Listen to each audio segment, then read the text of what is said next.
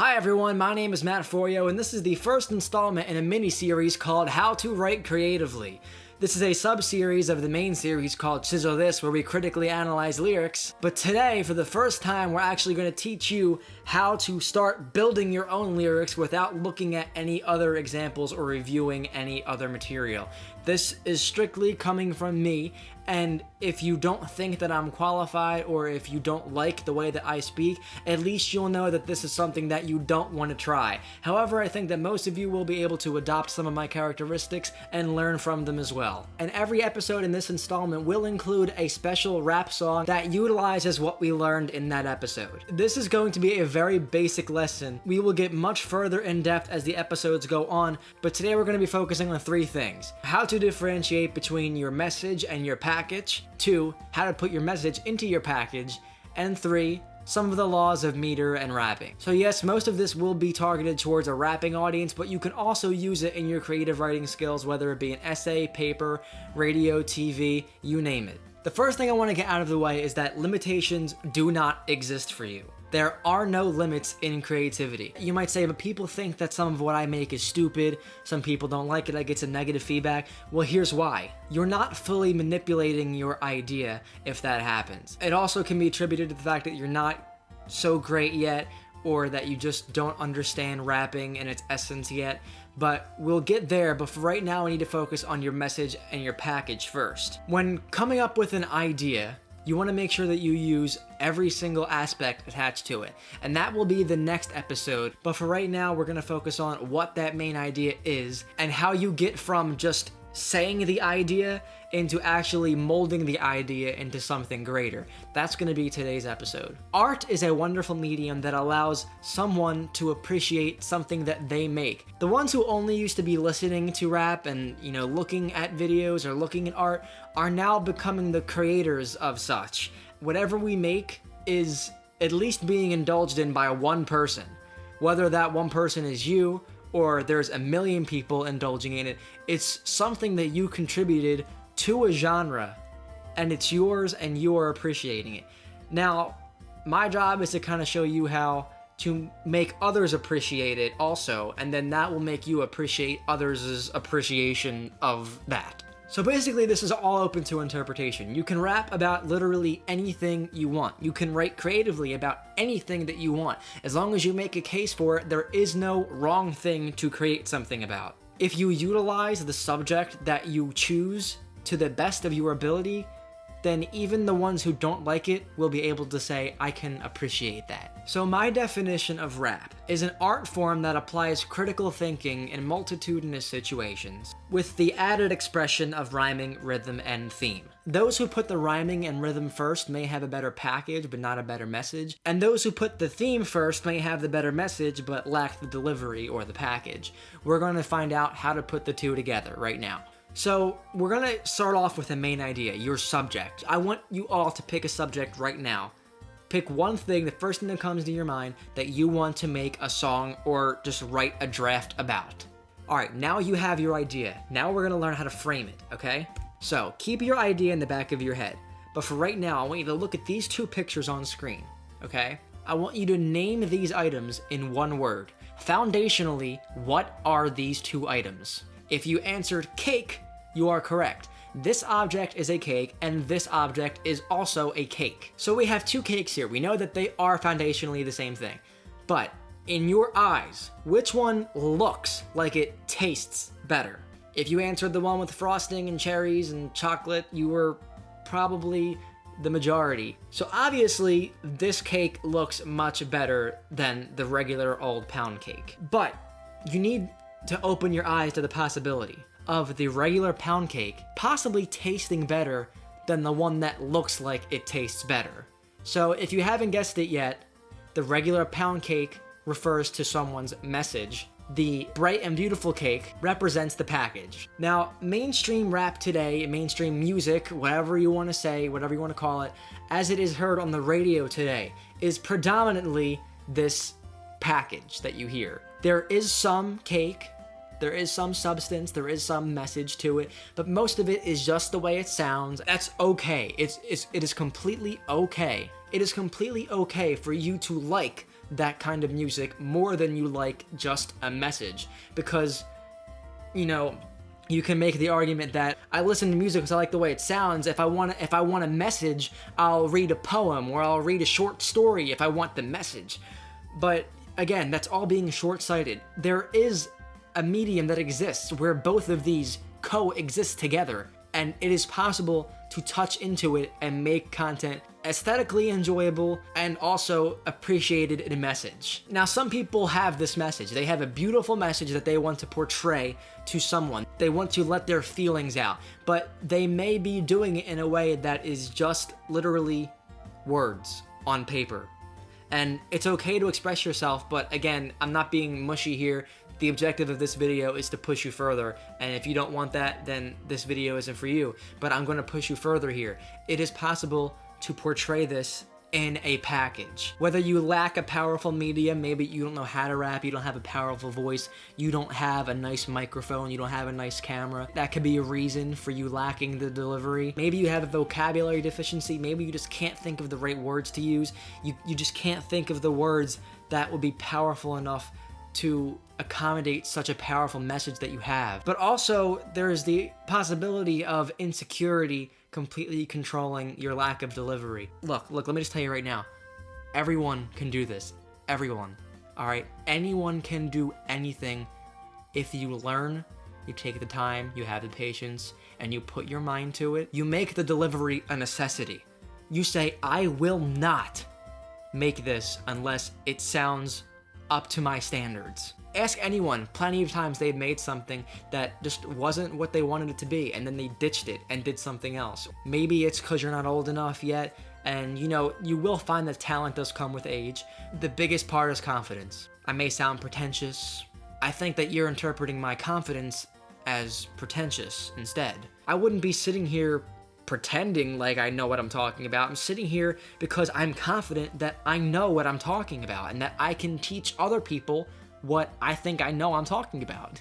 Now, some people have that delivery, but lack the message, and that's just my view of modern hip-hop. I'm not gonna get into it. I feel like what I'm trying to teach you and what you hear on the radio are two separate things. I love some popular songs right now, but I don't love them because of the message that they convey, because more or less they all mean the same thing. I like it because of the way it sounds. You know, you're allowed to like that, but that's not what this is teaching you. If you want to learn how to do that, you're going to have to take like a Music 101 course. As I've been saying, both cakes can appeal to different people. But the art that I strive for, and the art that I encourage all to strive for, in every aspect of their life, whether it's writing, rapping, music, any kind of work that includes pride as an aspect of it, should be pushed through a medium I call creativity. Now, this is how we put our message into our package. How do we be creative? There's two main ideas on how to be creative. One is idea concentration. The one that we'll talk about next episode is exploiting all ideas, but the one that we'll talk about now is idea concentration.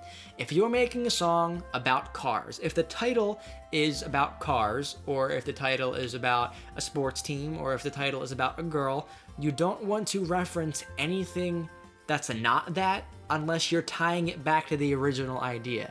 For example, the song Black and Yellow by Wiz Khalifa clearly should be about the Pittsburgh Pirates or the Pittsburgh anything, because all of Pittsburgh sports teams are black and yellow, so just simplified Pittsburgh. The guy doesn't mention the city once, or anything about the city, or what you can do in the city, or who you can meet in the city, or what kind of sports there are in the city, or what the city makes him feel like. It's all about the same three things: money, women, cars. Now, you can tie it all in. You can make a song about money, women, and cars.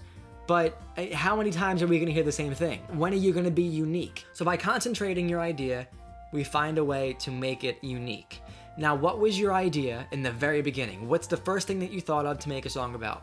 If it was cats, I don't want to hear anything about dogs. Unless you're comparing cats to dogs, you shouldn't say woof in a song about cats. Take the main idea, narrow it down, and pick up any residue on the way that is relevant. Relevant residue.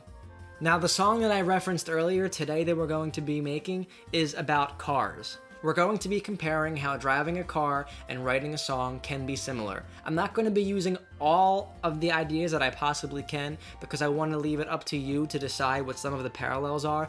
But I just made a short song giving some examples of how you can compare driving to writing a song, and also how to incorporate the physical aspects of a car into your song. If we're making a song about a car, alright, what are the 5 first terms you think of when you think of a car? Motor, engine, hood, trunk, and wheels. Okay, so let's just take 2 of them. Let's go with engine and wheels. Okay, so we know that an engine makes the car move and the wheel allows you to steer and basically decide where you want to go. We'll use that as a metaphor, okay? I'm gonna let you hear the song right now and then we'll come back and we'll see what we did with it.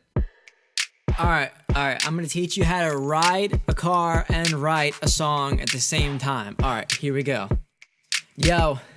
To write a song about cars, we have to learn what they are. They're automobiles manufactured with numerous parts. And if you want to link your vehicle and girls to your heart, you gotta race from the start and pull your language apart. See, this is an automobile. It lets me automatically be mobile. Now its total cost wasn't a total loss, but high enough in price for me to be a hopeless cause. But if I had a dope car, I'd be a legend. Even be better for revving that engine and getting my friends in a jealous depression. But if they want a free ride, I'll make them my henchmen. Now, we don't need to reinvent the wheel, cause I got one right here and I use it to steer. It's called meter. It lets me know when I'm at the limit that the po won't let me go past. If I go too fast and forget where I'm going, not only am I lost, but it's terrible flowing. And if you drive past the line where you should stop and wait, you can't just drive backwards, you're already in the block. Oh, wait. See, you gotta be vigilant. Driving is a privilege, don't think that rapping isn't. Under normal conditions, you can't just do tricks in your vehicle, but rapping is a bit different. Through English, you bring 2 different things and use that language to link them with strings. Don't tint your windows, don't rent a limo. Don't think you can rap cause you're a pimp with bimbos. Now you've got cars to bring a girl in the door. You reference the latter, but make sure you mention the former. You like her? Look, you got an open seat for her. If her booty's hot, then you've got the seat warmers. Mention it, reference it, better it. Benjamin. No, see, nothing's worse than irrelevant rhetoric. It's about cars. Don't be afraid and hide it. Let the world know you're creative. Write it. So you can see that in that song, a lot of it was explanatory in teaching people how to write a song. It was very straightforward, but if you didn't understand some parts, I'm gonna run through them right now. Automobile is a word associated with vehicles, cars. If you take the words apart, auto and mobile, you can find different meanings for them. Auto means it does itself, and mobile means that, or mobile means that it's on the go. So if you have an automobile, you can automatically, without any prior steps to it, basically granting you easy access, you can be mobile, or you can move around in the car freely, should I say in the automobile, automatically mobile. This was just a very blatant and clear example of how you can separate words and find new meanings for them. At one point in the song, I touched on an issue that many people have with meter. And this is where we'll get into the third part of the episode, meter and other basic terms associated in simple rapping. You have 2 lines. You want to group your lines in 4 because you always want a song to end after a multiple of 4 bars or quartets, or however you want to call them. Have a beat basically has 4 parts in it before it repeats itself, and you want to get to the end of those 4 parts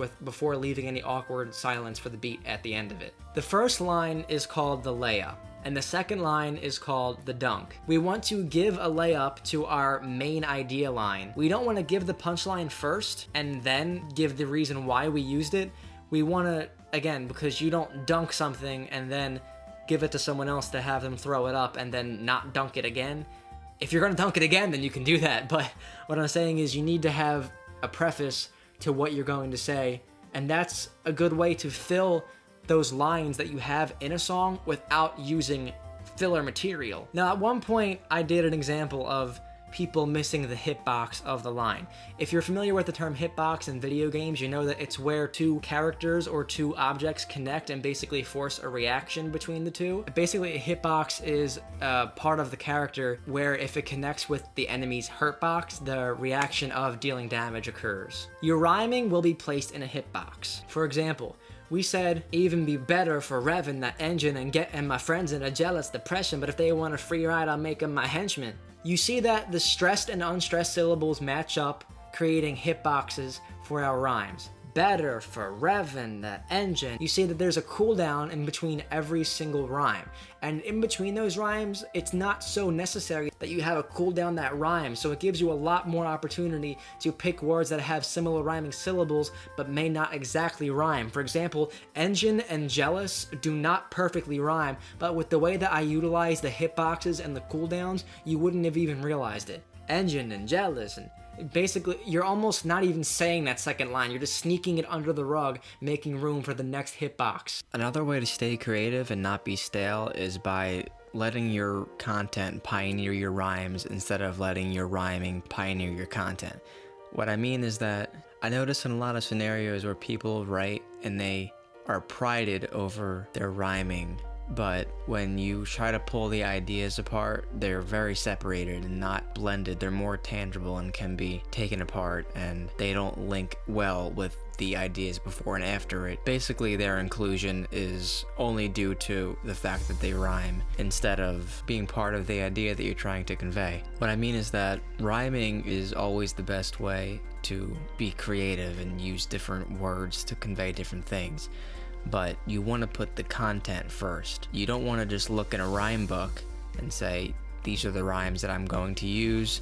I'm going to list them all and fit them in like a big puzzle piece of words that don't mean anything to one another. You're going to have the idea and you're going to say, I want to say this. Now, this thing that I want to say clearly does not rhyme with what I want it to rhyme with, but I'm going to find a way to say it that will rhyme with what I want it to rhyme with. And that is what sets you apart from somebody who says, I have something that sounds like this. I'm going to make the next line whatever I want it to be and just include a word in it or at the end of it that rhymes with the word from the last line. Loosely attached rhyming and idea structure are on polar opposites of the spectrum. But if you can find a way to pull the rhyming aspect out of the loose rhyming and the subject formation out of the other side of the spectrum and bring them together, you have uniqueness. It's called creativity. You are creating something out of what the norm is and changing it. Now, this does not mean that every single line has to sound like this and have a static iambic pentameter. Bart Baker, I'll get to you soon enough, don't you worry. For example, in this line we say, through English you bring two different things. So we hold out certain parts of the line to take the place of that syllable that would be the unstressed syllable, so that we can stress the proper stressed syllables of the next word. We don't want to stress parts of the word that shouldn't be normally stressed under the way that they are pronounced in English.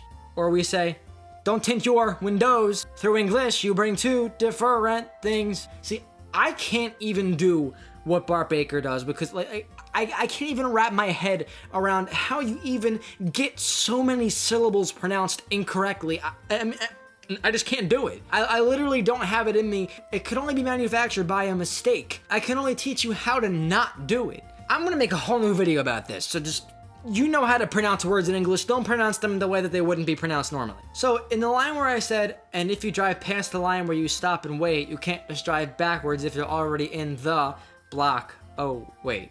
So you see that where the word the is in the place of the hitbox of the punchline. We put too many words before the words that rhyme. Stop and wait rhymes with block, oh wait. Obviously, like, wait is the same word. This whole line is an example of what not to do. If you were to say that, you would say, if you drive past the line where you stop and wait, you can't drive backwards, you're in the block of wait. I purposely put too many words before the hitbox of the line. Obviously then emphasizing the wrong rhyming word. In this song, I provided a correct example of how you should use women in comparison to cars, and then I also used an example of how you shouldn't use money in comparison to a song about cars. I literally just said it outright. Look, you like this girl. Look, you have an open seat in the car for her. If the reason that you like her is because she has a nice bottom, okay, you think that her booty is hot. So you use wordplay. What does a car and a hot butt have in common? Literally say it. What does a car and a hot butt have in common? How can a car make a butt hot? Where does a butt go in a car on a seat? Is there any way that a seat could possibly be made hot inadvertently, assuming that her butt would be not only literally hot from the warmth of the object that she's sitting on, but also very attractive seat warmers. There you go. Instead of just saying, that girl has a nice booty and she's sitting in my car, we say, that girl's booty is hot, and it is literally hot because she's sitting on my seat that has seat warmers in my vehicle. You see that we have girl and we have car, and instead of just tossing them both up into the song, we tie them together in a nice little package and send our message into the audience. How do we not reference money? Just yelling the word Benjamin. Benjamin! No, see, nothing's worse than irrelevant rhetoric. I'm referring to $100 bills. Nothing's worse than irrelevant rhetoric. And that means that if you have words, phrases, ideas that don't fit in with the message that you're trying to convey and you can't possibly tie them together, or you think that they're tied together and you don't actually tie them, you just kind of put the strings on top of each other and then they can be easily pulled apart. You want to make sure that they're tied in a way that if you pull, you can't get them apart. It's a cake that you cannot unbake. You can't take a physical egg out of a cake. You've heard that a million times. You want to bake it all in. But what is the it that we're baking? Where are we getting our ingredients from? Some of them may be in your head, but some of them may be in other places and you might not just know where to look for them. So this is a quick overview for this episode. We learned how to put a message into a package. We have the main idea. We want to convey that main idea through correct syllable structure, intricate rhyming, and just clever wordplay. But how do we get to that point where we're thinking differently, where we're thinking of that clever wordplay, we're thinking of how to connect two scenarios together through a common ground? How do we blend all of our ingredients into one inseparable piece called a cake? How do we do that? Well, the first step is exploiting all of our ideas through what I call a link tree. What's the link tree? Find out next episode on Chisel This.